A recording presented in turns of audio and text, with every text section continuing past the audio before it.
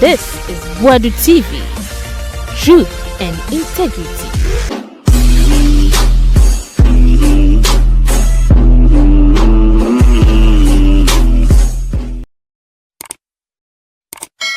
The arrogance of power. I've been bonnet on better.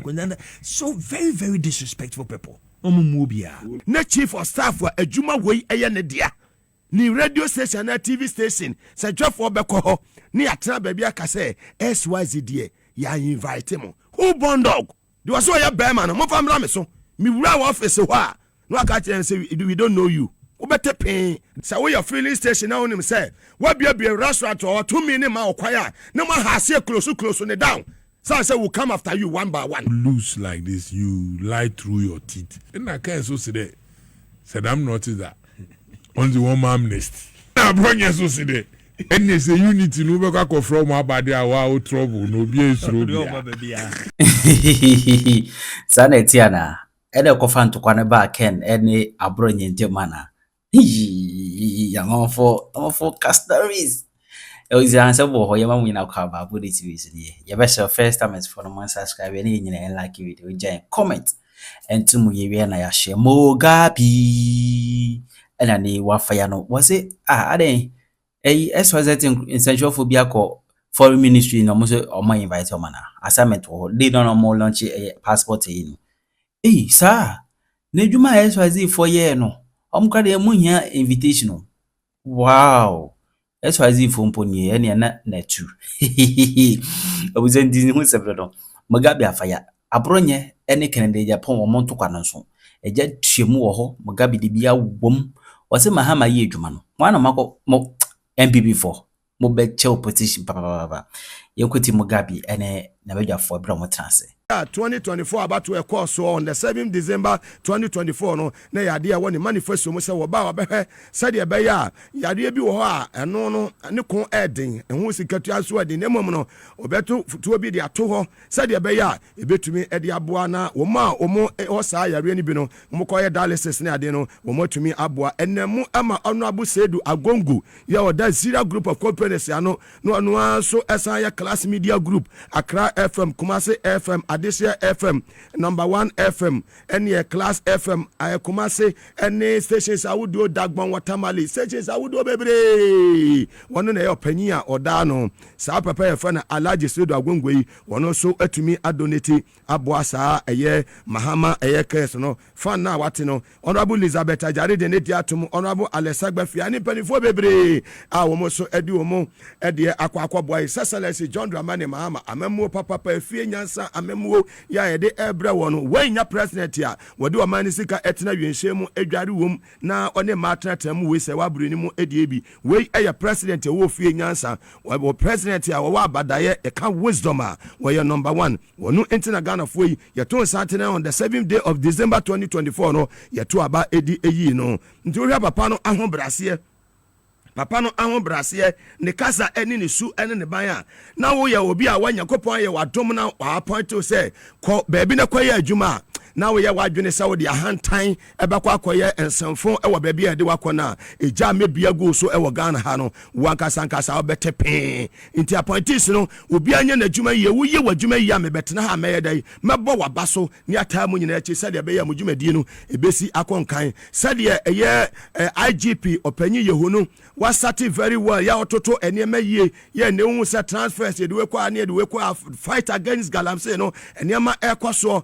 we call eye CDS ne panifo we call eye interior eye minister honorable Muntaka Dr. Omanebo ama defense wo munyina de o madwen aboma ha enei galamsey no the fight against galamsey no ekoyie papa enu ami hu se eye jandamfo no o mutimu so mo ba be ye kire nyina nipa 6 pen call ye no mo ya da call eye street to so kwasesa child for na Woma ba Ghana omo market nkete a year 14 years 12 years for no anu omo kwahyehe omo tade de ade kata we ya child abuse e was a post for ye hwemu pa efa ho kwada na katache kwasese omo wo street so odo omo kodi demonstration echi wo bia akọ we demonstration we anfa anche agu post for kwa ne hu omo demonstration ye hu a ibo hu gwan obi ahye tutum ko jan katache demonstration anfa obi eni wa wo fie nyansa ya to abade ayi president papa say na mo MPP mo kwa asesi an confusion atesi mo party mo na obenante na abeti ahwa ne kasa ketechie ye galamse no Mahama bae ye ne toma Mahama kwefo na moto aba Mahama mo be yesterday wo Ghana ha obi obe de bia ye beche no mesi obi obe de bia ye beche no na aboa papon na ye beta frɛ no ho ende ye beta frɛ no ho wo won ne na mamo wọn wọ sẹ Mugabe me kasa sẹ yà ni wọ́n ha aseɛ sẹ wọ́n yẹ filling station náà wọ́n nim sẹ wọ́n bie restaurant ọ̀ tumi ni ma ọ̀kwa yà ni wọ́n ha aseɛ close ne down sẹ sẹ we come after you one by one nationwide me sani wọn ne nama mo me di ka bɔ mo kɔkɔ sɛ wọ́n bie filling station na filling station yɛ de restaurant ahyɛm soja ɛwɔ hɔ a ɛnyɛ safe ɛmɛtɛmɛmufo a ɛbɛpaki wɔn car ɛnyɛ safe ɛma wɔn bɛtena hɔ ɛtɔ aduane edie. Yen twɛn manisi ɛwɔ this administration ni abɛka se jɔnma ma ba yɛ ɛna gya aseɛ ɛna nipa awuo yen twɛn ɛmɛ bi ɛnsi. See, as a very good PR man, you don't need to sit down and let the problem come before you found a solution. Contingency measures no was a timid contingency measures in go in yeah try manisi answer. We are memo papa. Tiene ya mame mausi. Fire a service a director right officer my menu chief officer na near bre papa ye hwe mama for emu and ye hwe mama for so woman say eba say na filling station na womu nim se womu omaya saade no ni woma ha se kasa Mugabe no ha se dede wo boa ye betum ye be close no down me say committee me say me can without fear favor yes. Filling station bi wo ha na obi fie filling station wo be bia e wo se UPA ni MP wo mu nyina ebam neighbors ne so mo da area no wo mu nyina wo twaka ewom ene obedu eye abelenkwe ene ne patamo wo namba bi kakra bi ne abia gas filling station eja toma mo ho nyina mo bewu filling station abesi no mfichire eja toma mo nyina mo bewu ye twan manisi wa won krata asam anya bia no ye betum without fear or favor. When your politics, it is about the lives of the people. And me man can will be to me can. But media, asam dear, then no me kwana mitimeka. The only journalist are NDC ya dear nya will be any some NDC me betra. Me fire without fear or favor. We any year mebo wabasu. That is Mugabe. That is the difference between many other journalists. Me so some phone so. We any year mebo wabasu me fa woni wo position awo. Na mo majane chew dia anjes nya ka utuma na fidie ni yiwa wo bete pin enei Mahama ke ni bia koso kama Excellency John Dramani Mahama president ya wadwene Ghana fo ho president ya wa abadaye wo adwepa wo fie nyansa busumi ensia akatua odi to sa futuo num near the aboa to me save lives. So we won't pay president to where president baby na wo pepe. President Ojari wiem was me nyari wiem o. Me buy no fa ko 900 no. Ya na president ko for ya. Na president me se batu ya no use no. Eno an me use. Na na do de no so mpe. Ono na na do ahon fese. Be ma wo hwe nanim ni na ti ko se de ne ho si efei. Fa ko 900 ya na na do no se fata no. But John Mahama, Sremniba wo free ball in the Savannah region of the Republic of Ghana no was if I corner 100 and a medium you for me pay. And now want to say Yako Chata a year private jet bia at the basic Ghana ha near 17,000 pounds and per hour. Yabone waste of taxpayers' money. Uko fire service man wo mo hia fire tenders ena eda tete bia yesi wo ha de metete ansa ba wo me na yesi sa eda tete no eto aso be 20 something de metete ansa e wo su he ya de metete sa ba wo me ade eja to last floor hona fire tenders na mu jae na no bi ne de kwa kodum no mu da tete na mu sisi no mu kwa no se mu ja fire tenders ti be take John Mahama so no de fire tenders beba na watumi ayedai mu da na mu sisi no se ja etoho a ne wonu akoduma ma no we the difference between president a wo fie nyansa and president na nitrewu utimi ka o kan de o come after you ba me kan obi atimi me na no me can without fear or favor. Amideni ya tankolega biga. Tangano what you say and a collega no so what you say. Mission 15 wo ba wonko. Nei 6 months aketua. His Excellency John Dramani Mahama atufu tuonum. Agrona yedo. Agrona yede. Ntomo bokakra. Na agrona yede. What was that brother de kede ko boko to akwetwede ho. We enye yie. Enu bi na make a NDC for ne say. You sat very well. Mon hwe aseyewofo no. Ohun, we na wo scan we hiani enya no ne yehwehwe we NDC mu. NDC for yen kasa sei. It is here to 2 year near me. No woman was a baby, ye say, ye tete obi na so, baby was a dini pane to ya the NATO, na asum due, na your mamma nya sum due, no de buni man boko. There was a party and ya party and ya, their grassroots to 4, or more identify key people be a, or more Europe, or more a year America, and you for the buy a boy, if for the do music a baby moon, and this mamma will fee. Some more campaign, more lanche a yibia. Now, man for contribute to a man for talk card, a man for to meet 50,000, 5 million, where 10 million at the boy. Sanko phoning no. Womu krokomu receipt any idea. Womu bam office, a more open doors on the mammo, and you may be a more being yet. No more soon say, Womu contribute to in a boa major mama, a bar power. No identify more key people. I bet ya, say a radio presenter. Newscaster from a year broadcasting company SYZ Ebeko program our foreign Ministry of Foreign Affairs near launch a yes our passport we na chief of staff for a juma way a nedia ni radio station na TV station say drop for beko ho ni atra baby aka say SYZ die ya invite him who born dog Satamana SYZ air champion John Mahama agenda no 24-hour economy near nam tamale near nam winiba near wokumase no sa kwana ya fa na kakabo se hwan so ya adwuma adoma FM se multimedia no one hefa ene woko government institutions ni bebra wo mo ye sa liaison officers media we ni nyina ambi before na da so tete ho wo mo ye program bia no ma sideline Accra FM ahoto FM Radio Good 2028 mo ba campaign mo ba ko adom hona mo ba ko akwatena 2028 mo hia ni paso mo ko Kumase ekomo mu every Kumase mran kran mo ba ko sa adom FM presenters na mo di o makọ Peace FM presenters na mo di o makọ ho multimedia presenters no wo mo na mo di o makọ tamale so mo kwa live broadcast emre mo ebeteki ye mu be mo ya ye nsuo to ne yesu agyan enam odo a ye dom NDC ene John Mahama ene panifo bi ti se onuabu Julius Dabramonti yes sacrifice your life ni boy chuma said the party ni betima aba power enne sameti as general manager ni asani obi say onko cover programmer chief of staff one ni issue that passport no for the first time one ni receive passport no first year ni TV station SYZ say ya invite mo ha sabrate na wose mo fire no as soon as possible cause we say yemi bu mabufuo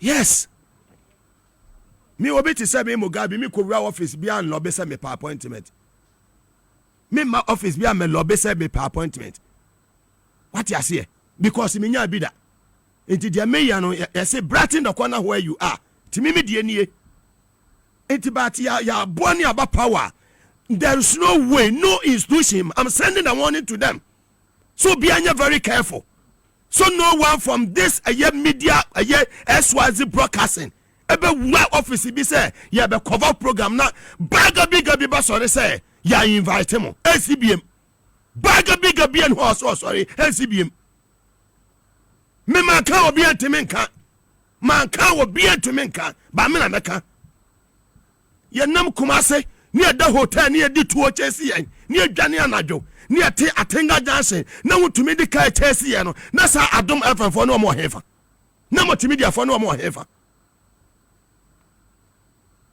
cover program I say SYZ I invite him enya one enya two all the time news from ko out no wo mo ba mo de sa complain ebe fi ha so me Mugabe ni metimi akọ all the government institutions akọ catch them say mo ye program mo invite SYZ adani e wa power na sale mo tete am for say the opposition one enkoka ɛyɛ ho asɛdeɛ sɛ wɔsɛ wɔ direct sɛ institutions nyinaa ne sɛ radio stations ABCD meyɛ adwuma wɔ radio gold no ansa na Hana Tete na ɔyɛ foreign affairs minister no wɔbɛ grant interview to any media house a wɔne radio gold kasa yɛ ɔne station bi ankasa mokɔnya mo checks na mohwɛ Honorable Hana Tete mese so wɔbɛ kasa ɛwɔ Ghana ha na ɔne radio gold kasa nwie ya wɔne station bi ankasa ɛframa na mo mama home no so mofi mu nim kwa power ne fa so bae ebi mu na yɛ adwuma when you very careful just 4 years ebi a we hia me mo ochina but when treat me ye ena don't expect to say when treat akura ye ena ochina obenya ne support yes ye de ni bre na kasa sabri ameka say obi tin office no wo mu na nanim say munya no kwa asem na oti TV ne soka I don't care perfect makawi ye nua asame jamfi wo say support no succeed sa gold board no what's your support to omo no succeed.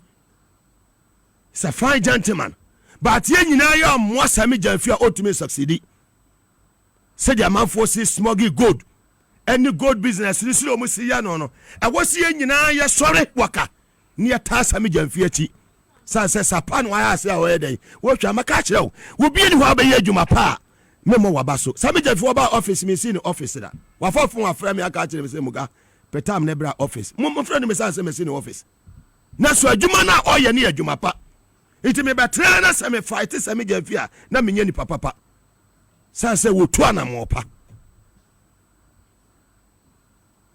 ye kan obi atumi nkan what you say Sami Jamfi is doing a fantastic job, take it or leave it. Yeah, the issue it is Sami Jamfi ni team mo boy adwuma ni say mamia ni ma ho say wo dojo Mahama perfect 5 ni de say me gina mo boma mo an say me gina mo boma mo na say wo ye obi ye mistake a wanya na adwuma ye ni de hey wo bete pin enu ayete wa yete jandam ni bia so say obey demonstration na panifo be say oh makoto no ma ne kwam say mo makwa no nkọ hwe o pe attention sin obi a wo Ghana me say wono edu anwumra wonama eye achebota wa no de motorbike 2 edi nanim nti ba bia wokọ akotena no na motorbike ni de nam hwi na betena ho obo so dan ho beduru wa no na ono ade ne kofo de na kira ate sade national security for we Okatakyie I fa menu akuma mitufo atie me say national security for mu ni ho time o post for ni ho time and national security for ni ho time enu ti na ka kira say demonstration me say mo ma ne nye na say Mugabe me lead demonstration Ghana how betimi dom Okatakyie President Mahama wonya 120 days crying in office wo so obey demonstration won say me 2 for 20 demonstration post for na wo mo behwe mo so no mo kwa na hu wo mo de mo fa video no to ne hu mo koye demonstrators no way ni baba ko pen gina asani baba ko pen e kasa na se ye demonstration won kana ha na Mugabe me ne empanifo Sami Jamfi mo ni general mo fifi kotamo ye di mo Honorable Haruna Idris mo so hini mo na Mugabe won say ye di dom ni ma aya na hu ni say mi sha mi fugu na won say ye di dom ni ma aya na hu ni say we ye demonstration so ye keke amana nya ko be de sa so aya ni 3 days o ene kodu ho bi ani ho akwam di o mo obi akofie akwam no mo di yewe akwam eno mo di yewe enu ye akwam di wo mo he tie di wo mo ye post for akwa na koye ko bom ho bai na post for betimi asɛ o ma daage akwa akodi sa ajadam fo we yati sɛ me ye demonstration ni pa ba ko pɛ na nam ho ye tie no if I can buy bottled water and my mom cannot buy bottled water instead she is going to drink from that dirty riverbanks I have to demonstrate. JM refused to put things in order. He goes mad at pepper. We are telling JM we are Kenya. Demonstration won kwa na okoye. Woni Okatakyie nko ha. Mo kai omo na me hwe so mo bedru 5 wa. Waste of our taxpayers money. Near the post for bibli akogu ho. Ni ase emre. Eya mo nyini free on we useless. Okatakyie ne kwa na da ase na we. Ye nu omo ho time o. Me se obi obeye dede bia ba che no. Midi mafo. Ma ho se eye chief ban ba na ma hiti papa. Sabe poso him abe wura office bi say ye nimo. Can you imagine? Be poso him abe time wura yes ye nimo. na mo de mo fa mbra me so de was so ya be man mo fa mbra me so me wura office ho a no aka tell say we don't know you wo bete pen then na be free office ho na cha say any the party ni ba power yes me nsadwefo na ye ka wo mo adwene ye ka wo masem hye wo mo bu na me ka ho bi me fire wa enko ba bia take it or leave it nkofo bi wo mo so mo per transfer se me de bok me do makọ mo se ho de na e fo ne fo mo ko bok hey adio me da no bakofo yi mo nya no bok why bia be yeye why abaga na wati apaponka Baby, maintain nka. Say ono no. Ye wini ye no dwane ye o. Ewo UK e be. To me catch a Rex on kanches obi anya ne hwe. So ko we kwakutire no so da ya wa bedwane obi enta we ni ada. Ya mpa mo wa. Ye bebu man. So that ye be legacy project. Akase. Yes. Am man for them search for job. No office o. Ne man no ya no. Me meti anya mo. Na anya mo akura. On se muga se wo hwe so ho. Ne yesi Mugabe aba me fie.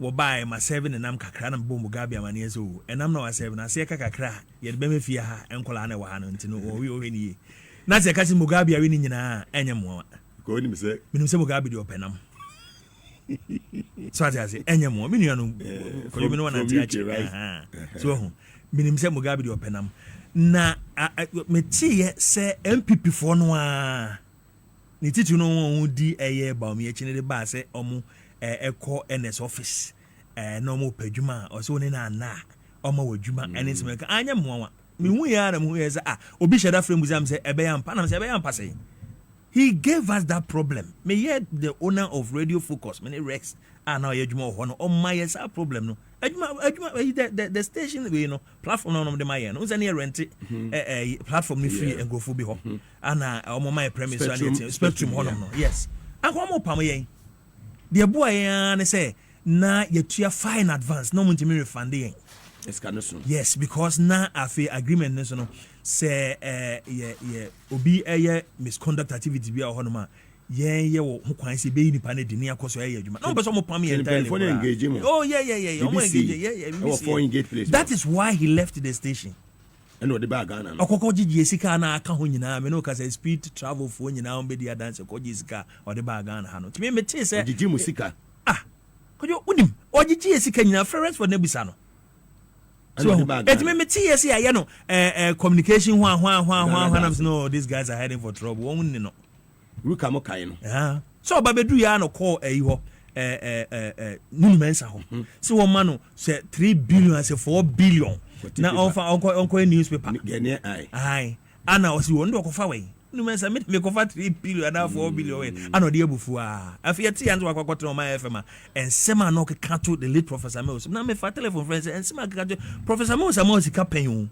me gire han Professor Mills eyi ni botom sika de ama pen na akeka ensem to professor so enye politics anka Professor Mills unhu ne ba bia inka TV so kwa na abe no you ka unhu ne da in your life ensem ni pem because baby onam ho no untwam ho because debi can go share ne da debi ana akeka semfa no kind of cut phone odididi mu a no nya abayama ne omu chin koko shem ne ade a onya abayama ne enipa crash ne abu bra wa Ghana gas wo no enya sem keto na sem se omu games ne boko so omu games se kwa de se mu nyedin se so mu ko thank you emu bedin because wakoko di enipa bi achi ana all kaba omia won sem na ba omia for no so e de betom ye de etia na ye hwe we can only fold our arms and watch. Thank you. Yetia na ye hwe din ye de enya yasem UK is saying wiki boko bia boko ai UK boko na Mugabe amenka se mincho say say the NDC party na fa ntuma afro UK no enya agrokora say bie branches ma no ka say branches na do best 24 all over Telford ne be bia oh yeah na me fa sa akonya chief tie ana me bona baso na se mo be di UK kakra chief bani ai ebe ye no nyuma kakra ono kwa na buy no o say ono kwa na buy obetena kakra buy no what he Mugabe me so betra kakra not you oh no do to cross baby so do ni asem ono obi ani asem ono obi aka debi teams to jadi papa o ho no yes when you di papa na me cross river Thames o Teams no say. On the boat, where's the boy was a crisis here? DJ Record. Teams no say whether they buy from now and hold you here. Yeah, hona me code. No across the land bridge. Hona me code na me radio. Tuko bongo ba no abese ne ko agrobeso. Me hwe ne ma. Na hwe ne ma. Me say me dey suffer me mpa me wase. As nyani pa ni nyina na betimi esa. Ebi obetimi awuro mi South Landing nyina wetimi ntwa tapes. Na bi because you also for because emra Manor House. Na also for because emra Manor House. This is a branch. Because emra Manor House na oye honom na ye magiska no de ka akra na ye magiska. Ano frɛ unipɛ abapo na ɔka kyerɛ nsɛ yɛmmra na apapo frɛ na ɔka kyerɛ so ɛne yɛ no mafa no wɔ fie na yɛkɔ man house mafa na yɛkɔ a yɛduru bricks na aseda so gyinam sɛ adɛn yi sɛ ɔkɔba nam sɛ menkɔ mmra sɛ ɛhɔ no menkɔ hɔ nam sɛ well ne nipa ɔtumi tena for ingate place ɔna takefoɔ bi wɔ shop ɛwɔ hɔ wɔwie wɔ mu ɛyi wɔde sɛ bega saa de ka 87 pounds wɔ adwa na ɔde baaka aboa papɔn say dem so ye kekere so kokotua adam ka che rest for so kan me de me nkasa me ka che rest for so kan che ne se kokotua ne nti years asa so rest for pa me refi entina me da chief ase no obae no obejinja ye mpa e UK na ye party nim no omo ana omo dwan akire kura na ye anthem no omo nim to chief share that dedicate no kire yen afi revo no omo ana omo nim asem anafo be hye yen kura so ana eboa ya ama party ne be ya kona until the party meet me raise over 100,000 Ghana cedis at the Baba campaign ya under the leadership of Conrad Dumba and then for ya ni nyina ya because Malik hobby I only said be oginam no Chief Malik don't know they be oginam South London branch oginam eboa papa and chief many sure ha me fast ya ba to no Ghana bia so a who see very nicely who see a nice was salam down great honum hwe kama semisana Debbie great honum me peta ma be ho enam wo ho nti Mugabe kwa ebeboa wo mo ye kebab ho enam wo ho enam bia bi wo me county appointee kebab me ne wonam no eno kra pe benya bi so wo ma nya bia metimi akyekyere ya de akọ see the to free baby akọ say no de ibenya sire ba benya wo mko abe na ye ibetimi kura estima asa de ya ni problem bia na Mugabe mete say wo kase bi fa photo bi ho unse patemo na mete menya video no kura awenya video no patemo na mete omanya ne boko o ma ye omanya boko o ma because o kan kura me kofi ma sisi me kofi me mfa wo side do me fa be pono so no because omanya no ama ehun bi eya aba ye mantemo fi wo se ankwando bro sa area mo say sa area no ana matutuko ne akonipa bebre wo ho ne sad no sa anwatuo ne sa de no but national security for ne 24 hwe na omontumi stop wo mo na asumdwe emra chief bibi abakode Muga yankopon na dum na won pa bonti etase waso apome kakra divine selection say ade chene kama na ade aseda manyame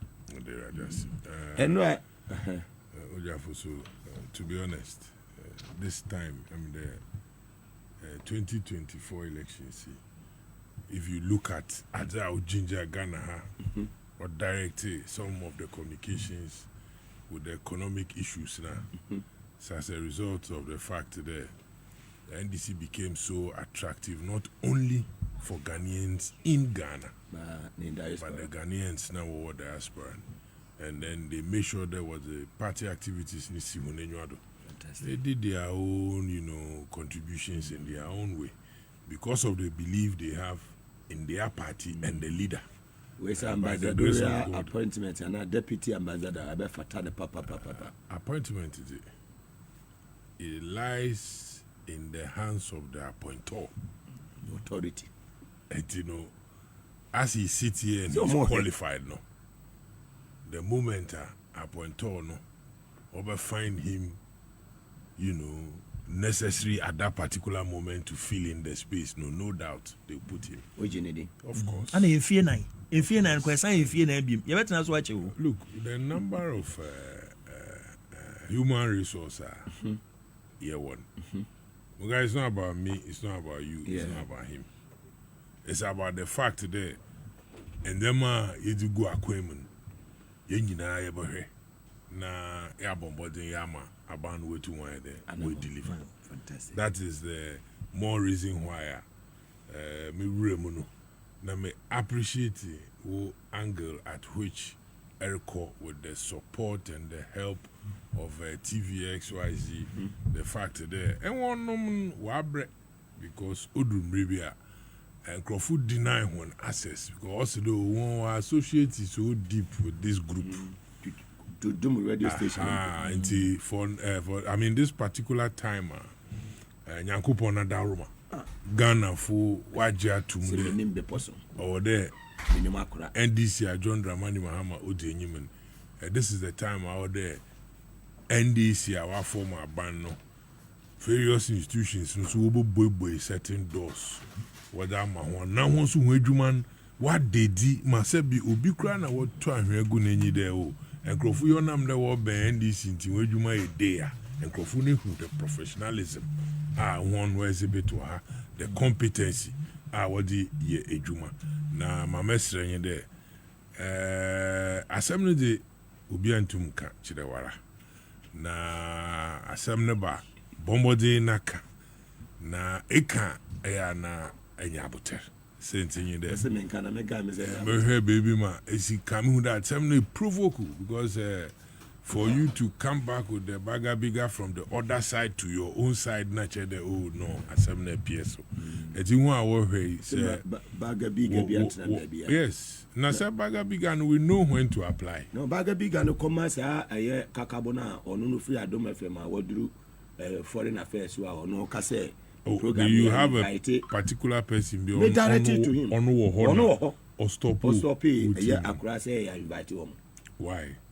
Chief of staff TV station why invite no na he invitation ya me ko after that no nyimpa kro na oyedam no anyina din komo no me here no mo be friends our manager mo be friend na ebi a onankasa kra wa check no as we speak na ebi akasa no kind no because nti nyabote video ni aso no nyabote na pre ya dama enkrofu yhwe mesima ai baumia wada machine gun odisi na na do no do all fire no tetetetetetete na yearly's mistake na say nyabote kaka na ofi say John Mahama appointees no the one deliver me jano I'm saying it to you Mugabe the mistake bia beba ni hobi amefa ya no Mugabe and I say no me na me wo munti Mugabe you see say the way I will be in crocro no the man osun crocro no na adwuma na ye no Ghana fu obeji he di na menue na asem o kan no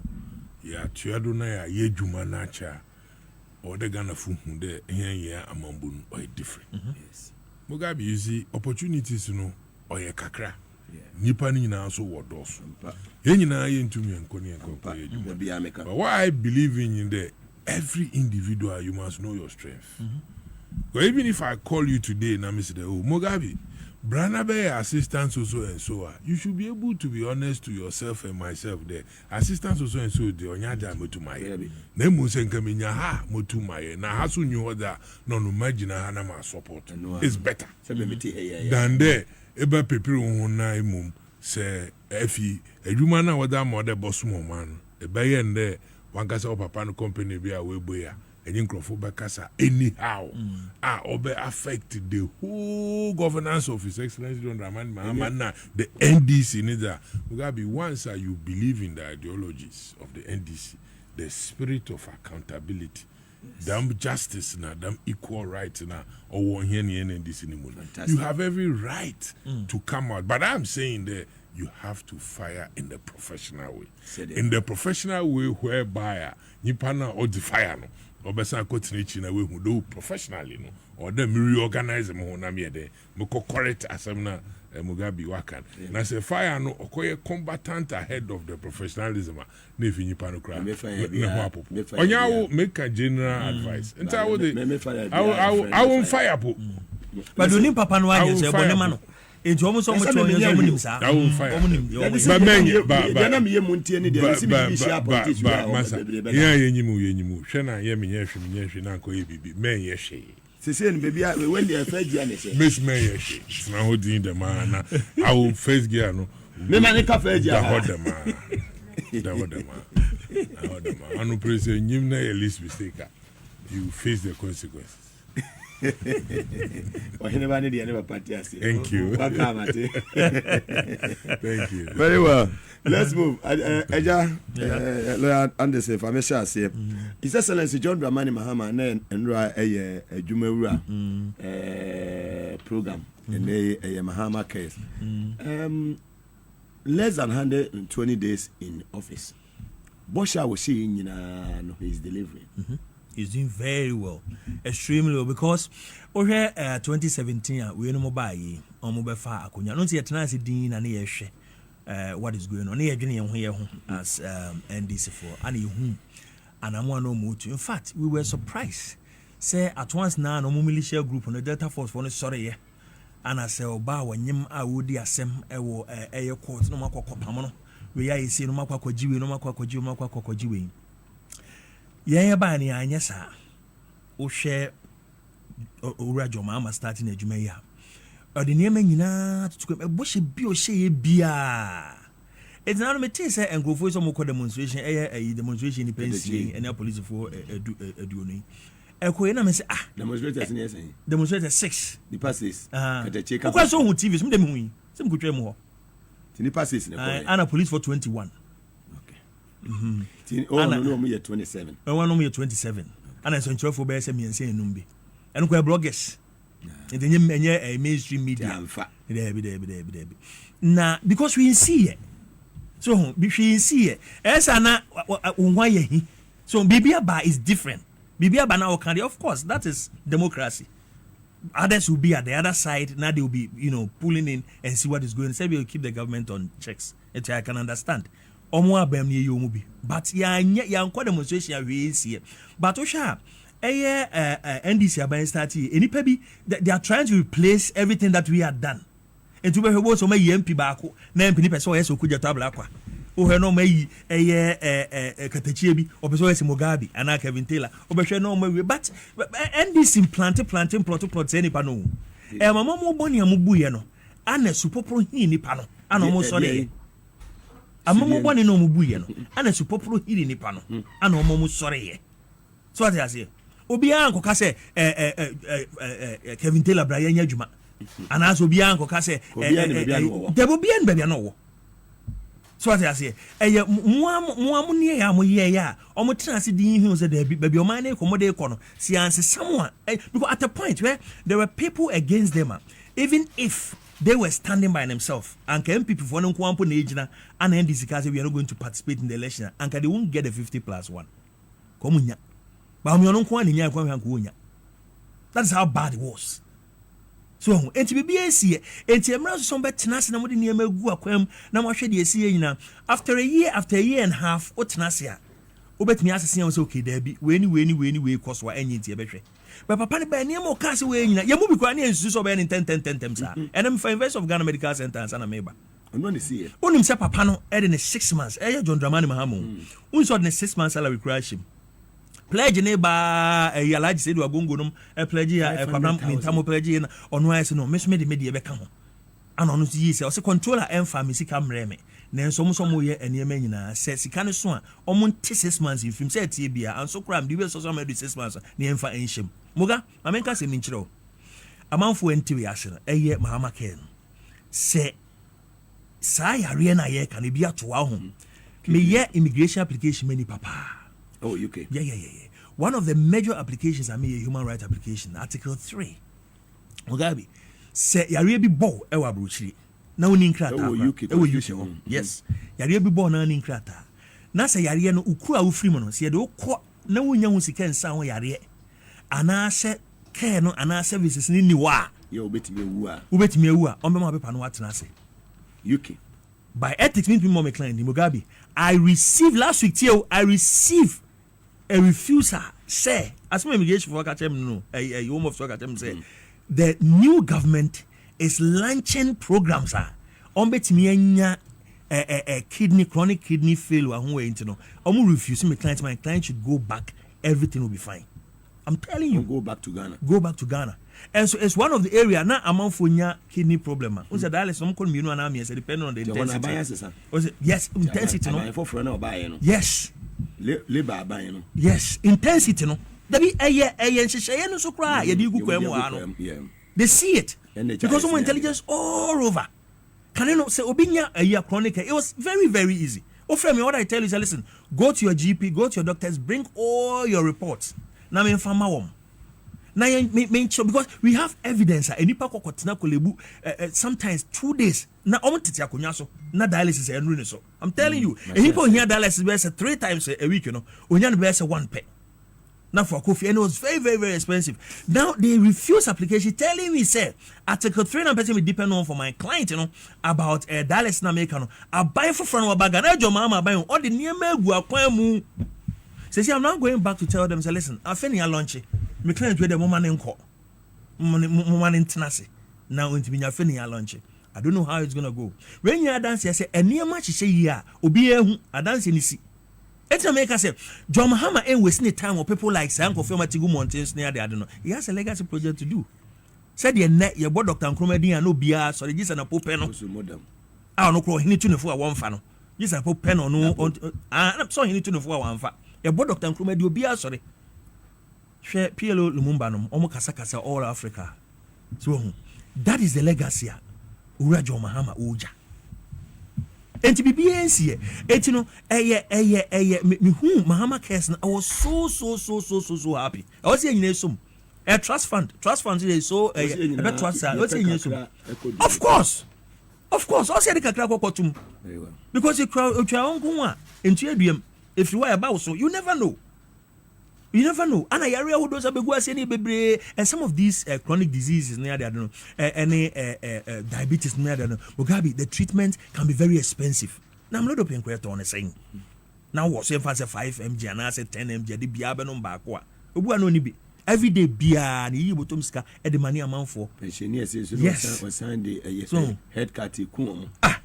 Na abanya ono ba akunya so a former Chief Justice it me kokotena wiem ekuta placards. That was the height of anything you see. What a Musa Bino.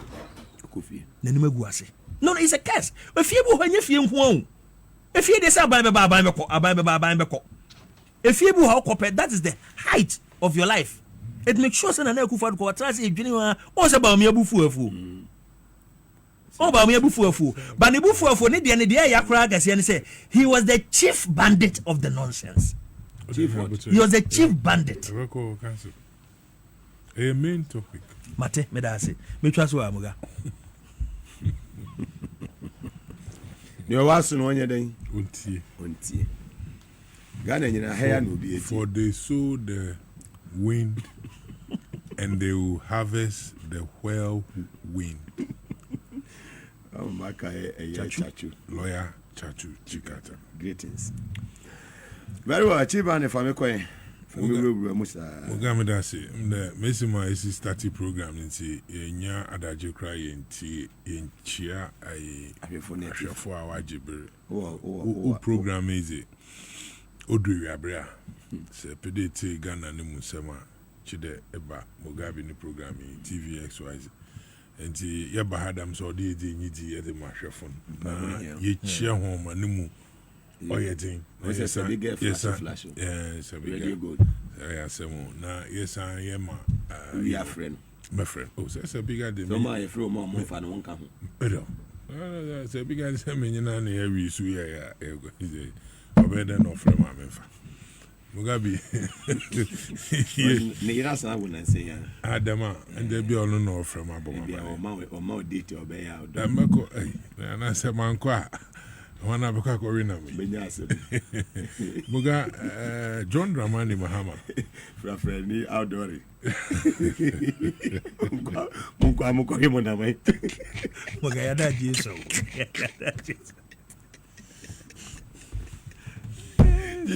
Mugabe. Who topics you that way are very interesting, and I'm happy from the point Council the feedback. You know. Or you'll be you know, or te amanonina the interest so san one new crew into Jaconaba about your nijuma.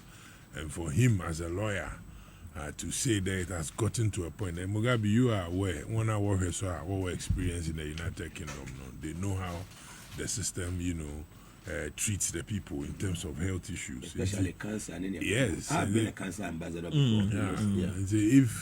If they are even looking at it from this point, because it's a good start, they think that the government of Ghana, they are even calling on their people that they can also come. That's the more reason why we all must make sure we support this Mahama care programming Ghana for Obenya Home. So, but Mugabe, if you want to talk about the achievement of His Excellency John Dramani Mahama, it's important today. John Mahama did not just come as a president to the people of this country called Ghana. He campaigned on issues based on the happenings then in the country and said to the people of this country there, look, when I was working, they said all manner of things against me. Amankasan may catch on and somehow what can it be? No, but in your party, he decided they about ma Nanado Danko Akufado, Nabaumia and the white train Tracy Nanado Nodi. Akwan. So that Ubutu Mwababa govern. And we all saw it. Now he told them there, say, our position, one of the things I will in the government or spend the Ghana Sikano Basa, even in recruiting the human resource, Ubutu Mwaye Juma was Ghana. It is a Yankopon and I don't know about man paying. Baby Mwabashe, na first savings are why leakages be unnecessary or blocking. Or the human resource of the Baye Juma, i.e. Nankasani ministers of the Baye Juma. The moment he said that he was going to do 60 ministers, as usual, Baumia thought that President Mahama was just doing Mori and Ibi. John Sube also, Montuma, Mayan 50. Meanwhile, Nimpa now, Tina Hono, Juman, one Madu Hum, when two man boy nano, one can't Ghana for the 125 me, I don't support. But why am I boss in Tina Metro? I may I don't put them back. Onya who the President Mahama so 16, when they Ghana for the Emuefo, and T, one so by also 50. Now, Emuefo, no, when we get to the thank you to, I will explain further for you to know why I choose to use that word there. Ono her na dwen and a day. Wa fire into them wa. Another damia yeto, it's a kwakwa, before being aba free. Abane fan mboka. And for that matter, no come be fado but te kwakwan. Ono na no di here fado. President Mahama Beno, ministers are here 56. According to the national chairman of the party, 56. Also, other 4 pending, which will get to that 60. Our promise, Pepe the 60 no better over release. The national chairman is on record to have said that other people was the suggestions be about you said the 60 by a human Maase Mortina and Kabutu Mabana Ababe, +1 or something or plus. I said no. I said to the people the 60 no mambomi namakai. Mom, I knew there 60 no with the kind of sectors I will if the people occupy it with necessary deputies or over them 60 now, they can make sure they will be deliver them governance now on the people of this country. That one alone. Because you see, he was at the forefront of the campaign. Of course. Telling the people that this is what I will do. Getting the mandate. Why? We're in this country. People stood in trade fair and told us there. Most saw me shame. Look, shemenim. Oh, shemenim. Na me susumi e modie. Yeto abaye the man another than Kwakufado. It's not for me to tell your viewers. Ubiale hui. That's how come I am winning. Mugabe, yonu fiwa. Ghanaians, we came together. For the first time, opposition, 88 members. No wonder. That number 88 who fought against Nana Akufo-Addo for keeping Ken Ofori-Atta because in the NPP party, caucus in parliament, the members of parliament, 88 of them, out of the 137, thought there, no, the man is a no. Or ye nama anka best fit for more money. Wa born. The minti wonyi feel nanka won fa obi within their own party. More money. So ye nama. Senko wa say. Apro. Inti more money na wadin be. Na ono so or ye useful in the party no more money won kwema obwa. But onu nye best shooter. Enye nko BM. Adam chede onu nye best shooter. Enti nka wonyi feel No one for you. Nanado Danko Akufado. One G the Masaman Afantunda.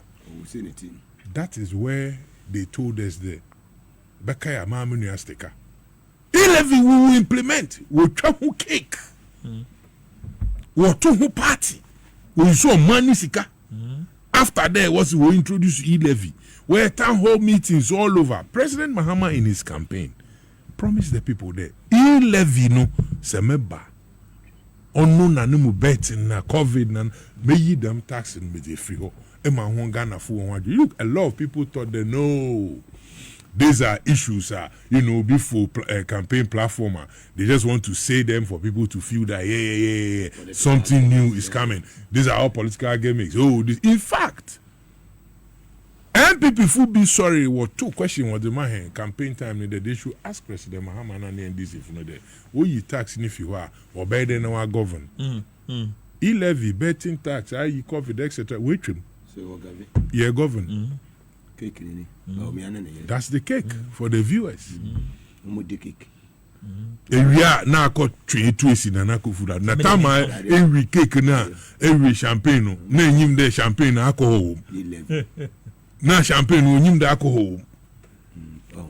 No him champagne the alcohol. If you nya effect in this no. Nya na me na me nya we crowd about to petrol. And so Mugabe, this production team, in fact, they are doing a great job. They are doing a great job because you see, new party, why them quite. Usi hokra na nini da ho nze ya odi nyina ye kaye ho hye kakra ni ye kaka them. All these things happened. That time in opposition we were counting on our blessings and keeping our hope high. There, a Jumani Ayani Kufumi and Krofrukasan, the people will listen, the good people of Ghana will listen and they bought into it and they voted. And the man has abolished the E-levy. As he said. It's a great achievement. Ghana Nibia was a Ghana or abroad and although when you jinda check Mugabe. And me on non politician, my account bank Krubi is linked to Mumu. And the moment we were fro cry nekade nyiska cry or ye or frobia or decade you mammy time kakra. Muga itching walauska a certain amount. No move na the baba to wallet ma pick tax pam or no danche. Ye reso a sansu ye a momonisunu from your own to somebody also. What is this? Ghanaians complain, their own people.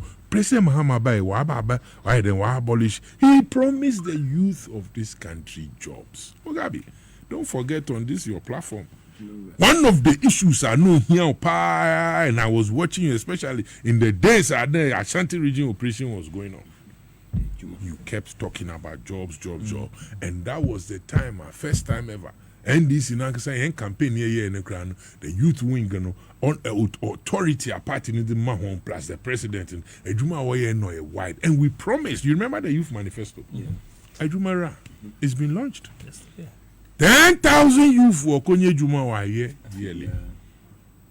Now yearly no say 4 years in NDC what's not do plus another 4 years plus another 4 years. Check it them years. Would limit it to the 16, 12 for 4 can plus 16.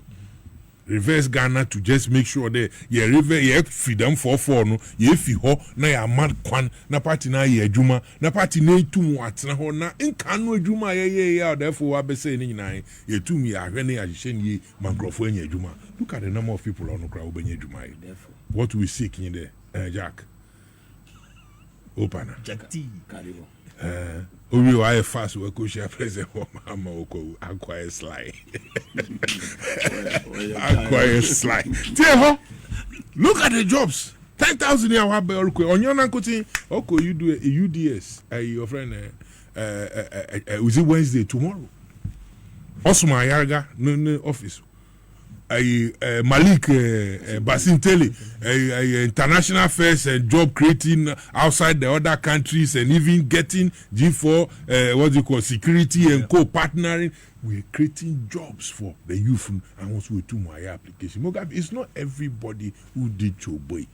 And Obako Wako or also PRO and now there are people and also they belong to another chain. You know, they've got the brains. I also know they can think through. They are very innovative. Business oriented. Thank you, my brother. Entrepreneurs, not so. I want to know about to create in the man kakra. They can assess this. And gradually, you know, we bring his kakra. And the good thing about it, if you listen to the president, it's not about the fact that where your party color income. The party people, as they are getting, every other Ghanaian is also getting. So that is how we build a country. No matter what qualification. That is how we build. Now, but just cannot go you must have a qualification. Next, can for Okrum high no qualification. Man, you have a problem by show you. John Mahama promised there gold smuggling there is smuggling. Say him there gold assembly you will interest Papa. Nipa way smuggle will good. Now nipa kutum better TV don't know as it's a go bar. No display gold, no display gold bar. Illegally. How do you do that? Me here, me shame gold ringer, me shame gold. You can't come and tell me they didn't. But if I come and pack them processed in that way now, what's it for export now? Even if I am an exporter, is that the way I have to go about? Me say you ba konchiro. Me say you ba konchiro. Na ide. If you host no can say yeah. Thank you. Because host no or you fear TV station. Now host na get there. It's too much. Protecting the boss. Look, this gold board idea. The NDC true President Mahama, what about to her? Sami Jefi or Dano. Sami Jefi, you are saying the Juma. Note, he was the parrot for the campaign, more or less, and the party. Boy Juma. No te hona, gold in semen, no chichim, never had no chichim, ne Juma in there, no dotsi. Policies ring na see ye, miss mobile opportunity now at chichim. And na yanko pon charge was it, Accra. Beji gold board in Nakota on a Juma. What do you have to do? A Juma now what the man no church man. And to be honest, if you engage him, you realize that he's learned on the job. Fast. What we pray there, Yakupon continuously on man wisdom. On man bambo. Because that area honor ye Juma. As much as some power honor be fuso to make sure that I hear pardon overpower be funde biama agenda no sineni to make sure the president was man and or establish them or a good boy in them you can say brem solid producer. Mugabe, things has happened in this Madagascar team. And I keep telling the people that is how come when the group of people said there were a demonstration and all that, I said to them, when I heard that people were going to court to stop them, Mugabe, you are a witness. Demonstration, one-man demonstration. When I decided to do one-man demonstration against Baumia for not speaking on the economy, my brother, Commander Juana Sule Garba, that time regional, or the more, Onona, Mala, Mimpa, IGP. What's the order from my band? They took me to court. Obia yeah and no family you work kasama bibia wa tasi aye route na dinna and no fam called me the police chief staff and wa frema masa what is this he said can't I meet you this and then I'm say by this time also it was around 5:36 also can you come to the regional headquarters now you think I'm a fool I should come to regional headquarters by 6:30, where the police office close. They close at 5 and 5:30. And I say, if you ask me to sit down, who is coming? Menfino hukra. Bro, Anapa. Hey, Anajunu me the whole chief staff and I send them rate no WhatsApp. The way they read my WhatsApp. Which if you want to save me, you're like, you should go and get another. Of to course. Do that, you can't just get up and send. But as a good citizen, I called my lawyers and go. Now I say one more thing. I'm Alvan and it him. Walk court no. Judge ni bufu ya ama. Ohona mhune. Still court in time MPP for one. Yeah, what judges are papa. Of course. Oh, what are you telling me? Of course. Besiani catch him on there. Now why is my right? Now me pay me 1 man. Messi one dimechi na me come fa ayi me petition come about me. What's one allow? Jack this one man nipa 19 come on na yenko. Nipa 19 in come on yenko na Sule Garba na ni team no work ofa akwa police nimi. What no koye kanana na akwa no ko share t-shirt na yedi ye demo no Ghana must work. Akwa ni smuggle. make us say na no gina mechi or ba plant bibi na boys so man kwan later no me shock one movement or Timothy na me say na me the person doing the demonstration.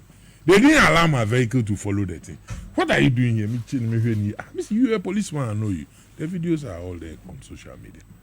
Mugabe, the guy police officer, got you are making sure that the court order is saying 20. Yes. So you counted my number 19 plus me 20. And then you got somebody to wear Ghana must work t-shirt making it 21. Now contempt. Obedient. Now what do you call court? Now what do you call to fear? Under the Ghana police. Ain't President Mahama need delivery no record in terms of the promises, and it should be something now. Even if Obi Pedo ye ne demonstration, on monitor no shede, Juma no yen or today. Na sembi wo kind na asem no kind no. We today mesman anaka de galamse no do me crowd na Juma batwo. Na okofa community mining bay. Na nkrofo na kasa we share community jacket na wood to galamse in the name of community mining, including his regional chair. Wakofa mrabiaba also damembre or allow forest no kra inya paper kra tum rem na ekotu. What is this? These are the things, sir.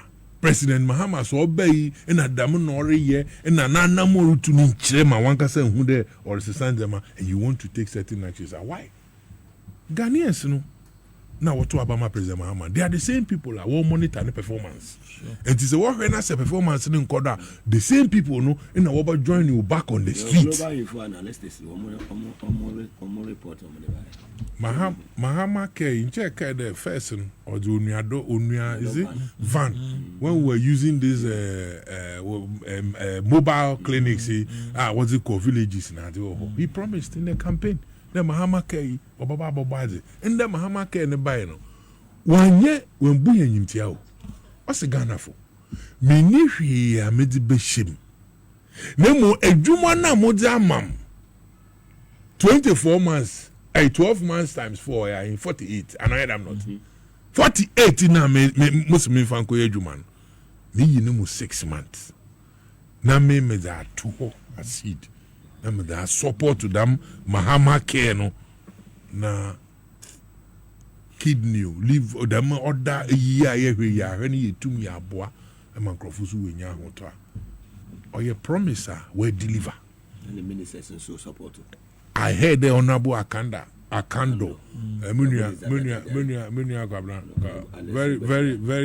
very solid guy. Don't mind the body. Mind the engine. That minister na wo hundam na hwe na se be hwe ne body a engine no kitan ne hunlan cruise and bike. And when you go to Nukrum, I've been there so many times now. The kind of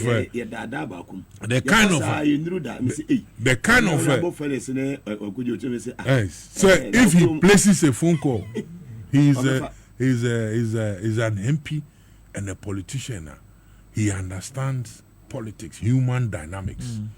And for that matter, no, and Krofunusuno, they appreciate him. Yes. And he identifies what their needs and he tries as much as possible. Obey the medium. He is saying ordinate 3 months salary. That's a lot.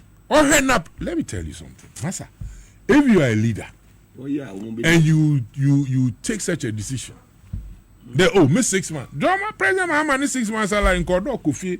No, you need Lodina and the because you're not good in this guy. But he decided there. On the family, no, we decided 6 months will be sacrificed. Then, the minister or Bana plan there, also be sacrificed 3 months. Or share the boss, Nana Montuna knows in the mean 2 minutes boss in Nanto. Now, my boss didn't shoot 6 months down. Now, me now there. Emina, me phone soon to me discarding in a coffee. Miss me 3 months, me that all. A while, I'm soon die. The ministers nina obias or the 1 month salary abakako support project ono e daiso 5 billion. Are you listening to me?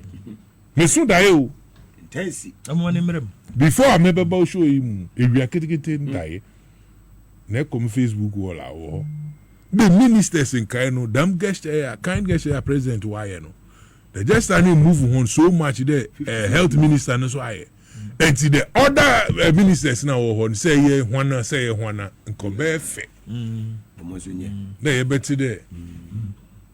chief of staff ama ehu then the ministers ni I was going to share o master kwa and to be hard no 1 month salary or the cost support because you are yarba asemu yarba no nyim minister no nyim chief by ni only MDC no only MPP Obama Ghana nyi bia no ono so ne ho dodo na wetum we konya dam faso no bi intum tena ho na nkada aban ne ba kra nyaare minister bi kra sacrifice ni sika ema unue bi so we nya ho faso finally na minja wona ko wonsam don ade kesa muga na ye kan wasam onye de ya ba promise mbesiafo onam de yenyim na mbesiafo Alaji said Agongo suma 5 billion. oh yeah 500,000 na sa Alaji said Agongo say nyim do oye titibota Mugabe, it's not easy to do business under the MPP and so former government, you know.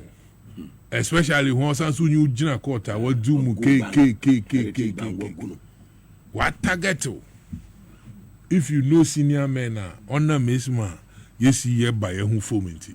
Painful people who tum can send be trained. Na enyim senior man fa wetu mu atena dem wonye former finance minister din komo a ho an wadwuma ho odo koyi na kira ba hwe one more letter kra na phone call zi chide person donate a you be hu kwan ya be fa so donation. Oh, I'm sure that it no yeah because me akama kuma yeah onye wanko akama kuma onye wanko na yempere yedi no onam weather na situation nti kan wa ma for babe nya koye no kayo donation obakara wala wofra we isi china asa continent TV do a donation nti e be no private na Mahama care no etum ya support it actually dey na one will decide na wo hu de o afi wo pere wo magana fu hu de ye nyina ya support nti wo publish a list na that's where they will know the lawyer support to be Mugabe support to be chief support to be but me I nyame one because you hear my main Lodina Foundation the odi abo amon so no share bole asupiti no okusi hospital okosi na Mugabe ono ya another topic mala me catch all there da a friend I will mam from no share fridge masana but baby mama Lodina will be a reabri chair na kuma yi pa Mugabe President Mahama promised a women's bank eba budget ni mu na parliament na MPs no both NDC na MPP were approve you know women's bank no won chef one eba yes women's bank ni so sikani ya approved the finance minister obe release ma chi won na odo wonya ho mfa so mbesiafo na wodigwa binu so washu ska eba fa kwando etu won fo da wakaji ska na won fa ndigwa na gwa na won ye on tre na nkrofo nya ho mfa so finally no President Mahama also the state capture obohwe wa stop state capture na orkodun canon ye ho aye better and there was na no me wa brochi boss na me wo aye ukrom ho na that time no na ma akọ up north me di juma bi wo Manchester na weather no so you can't trust the weather I'll flop them ho am go social media was akọto ho there was a bona ridge prison for one land be over and a government in nature and I want it but there was a cantonment about for her land over and a band nature every time there was and the was a shooting range in rotation and then Crawford be fence. Look at this. I mean what is this? Look at this. Nankano na your friend there buy na ban corner buy na ban corner in same simum na mum said damn na one no kwai na enka baka ma benye bi kra na ba also equal rights and justice. fantastic Equal rights and justice. Ono nanda ye wo ya. Hwe. Yeah, me think Krofubi what radio do now I was so I even was so much disappointed when I read the Ghana Bar Association. I don't mind when they want to come in and show solidarity and say whatever they want to say as lawyers. But I had a serious problem when they said that, like, what you are doing, or reverse it, and I mean, giving the directives to the president there. Now, meanwhile, president, unfair bibia constitution into nchen and na president ni ye juma bi ntino you should have shown in as lawyers ne wan ka here lawyers no and they've been quiet for 8 years. Yes, been quiet. and you read the But what I bibi say- you see do you know why I am onam I am fanchem I want to atrefu and council you know when ejuma you know that me auctions and I work with the judicial a lot into the be me lawyers is ejuma. And I know how I want practice not to. If you want somebody, I mean a lawyer and a crime when I'm commenting, I am a bit careful about it. But like I'm saying, where a president? I'm run out to be a president. There's a Mahama just didn't get up. No. And now, Nimpana ye can semana occupy position in the crown. Mahami ne crown as we speaking. Men who there the other reads now the fly was system nima another acting CJ no there or endorse those you know, which means that but they want one practice and one structure. There is some understanding with respect to suspension and handing over and all that. So if the nyimpanumpo asem ne fan hon when you know what I say now what's that you've been suspended pending certain investigation nti hand over mosimesi no aba hand over amount na association no believe in ono other them idea by imagine there the president people sorry no say Ghana Bar Association asema mo kan maati nti na da na ya reverse na the president no say be onyi more. That's just the meaning. Yes. I say I mean me a roadside lawyer emi law no kakra na me ye no is No, Chief. The law follows about common the sense. fact today The law me follows common read sense. the name kotu na me fan to hu na wo hu dem American is backed by a certain happening president be we see that and I am not. Of course. Then why hand them? And the part of sorry, Chief, to talk over you. The part of the Constitution Emma President Wokwan Emma establish what has been established now. It's even in plain language. Mugabe, you don't even need a lawyer to understand that. It's very, very, very, very plain. And a BBA crab when BNC. And a BBA on chess president crowd will interest BS as he can be fra konyaso. The other one now. Oh yeah. Now for Senko Koye and a council of state no. We can't find anything meaningful here. I was we see resources a council a nipa together about sunku see Mahama Maase. Of course the president will have any interest in moving ahead. Of course not. Of yet you are both no. There be overstanding position on where we near you within the president. What interest can about and CJ and interest be a take even before we know any able CJ Koko any the omo yen will be in broad daylight no. What interest be a now for say Saba soon for trans no can so ya should be to say my many year. O for some penny because cinchine trying suspension cause to them one. O could train so diabonia. No so the eba. I mean That's the problem. I've been appealing. You see, when I look at the Enria Noma or the other side, the New Patriotic Party, they are crying more than they believe. And the way they are behaving, even men who there was a demonstration. Obi Yejuma. Obi Nipa for what? As a Messi. And a Nipan was so true no one ever won you. Crate be in them will be in Kado, I mean, why they watching us. And if you want to is about it, do you people know something? Yenima, the Madden, Ochede, Mamoka, no Besiana. Are you getting the point I'm making? And sometimes now I feel the way that what titi, mamino. What how no? Say be on so na man hope. On the data I don't know. That's not family my minimum dey watch egu so. Oh, there be sana next topic no was toy ko emeboa. MPP. The mama me 55 na pen. Ana me pese me jado do na ama chief. Na de me ka che o makakra ne se BBC a wotena se na we evaluate the buy answer. Na we evaluate nya na wato aso. Na eyom se a Monday to Friday affair. Se omu fish na no.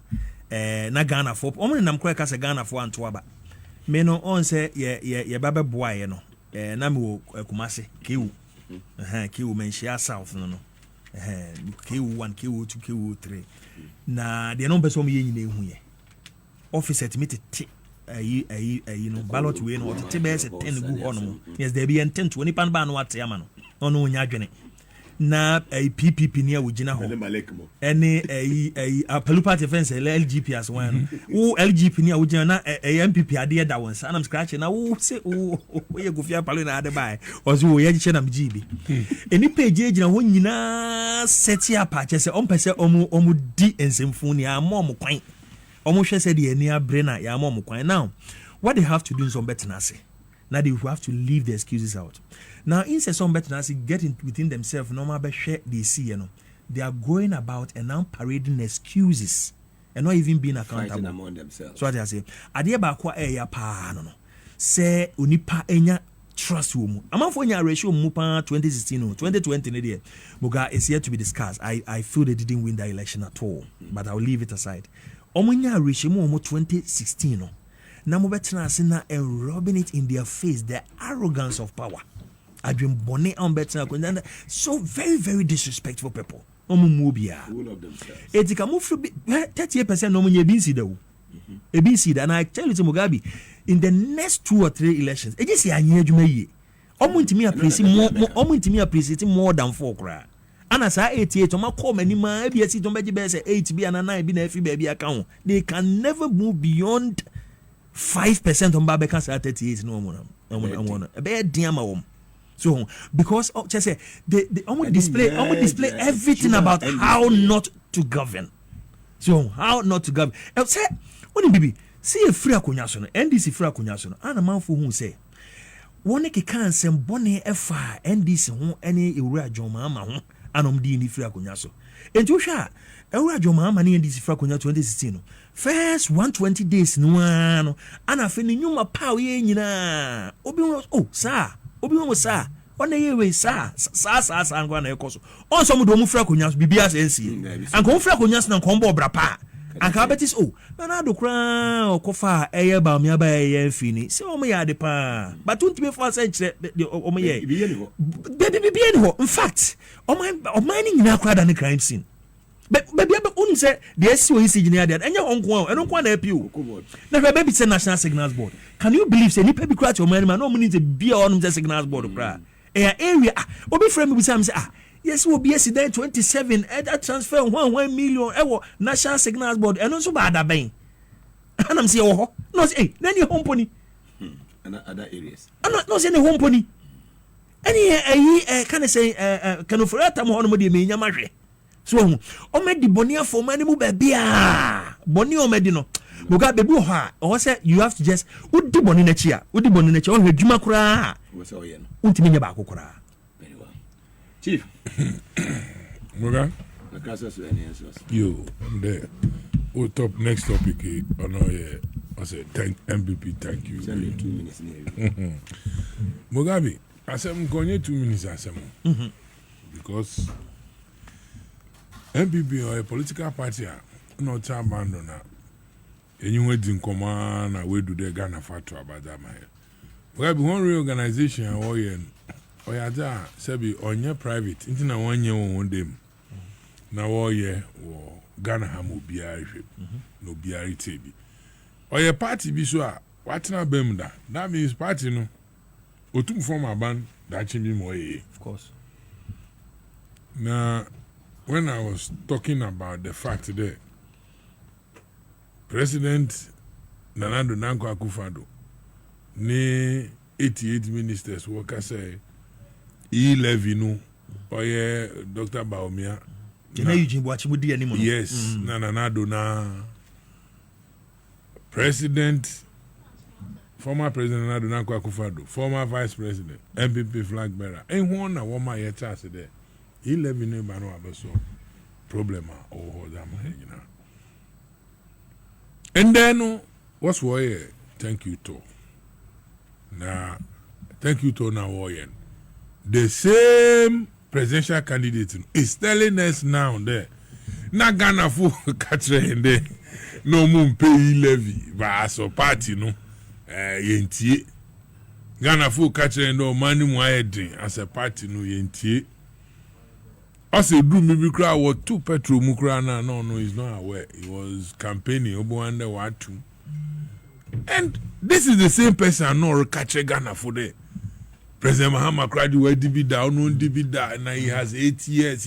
I just want to ask, use who platform can see Mogana me bisa Ghana funyina obia o MPP for and this obia e won awo ben so won bisa no mind. It's time na o ka den kai won ja John hono won fa ne mbra no. Na oye obia orba onyi mo ba beye. Anansama no ka he meant it. Because Oka Bibi actually the Ghanaians were in the position of deciding, and now finally we decided that no, the best candidate was the man when His Excellency John Dramani Mahama. Equal police station, I was every caller is a potentially. Please, you need to pay go. Hey, 90 Ghana Funu. What to abandon what the fuck on what the man. That means he was just talking. Yeah. He didn't know what he was saying. Ghanaians were wiser than him. Now, I want to advise our brothers on the other side. Look, there is nothing wrong with the party going into elections, a party in government. When you're such a humiliating defeat, what better way a reorganization? There is nothing wrong with them to do a thank you. But Mugabe, the question is, you lose like this, you lie through your teeth. Now you come back and you are telling the people there who they be manang work and cronye them, distancing yourself from the man. And in the party now when you say 38% to say 32%. After what's why a report, my Kukui report. Instead of you to sit down and appreciate there, it's in order reconciliation near can be a woman. Why in the rather agenda they owe them that Yanko thank you to a new project and I can't so say that. Said I'm not that. On the one amnesty. And I brought you so say and they say unity no be go from abade awa trouble no be through. The center cannot hold. No.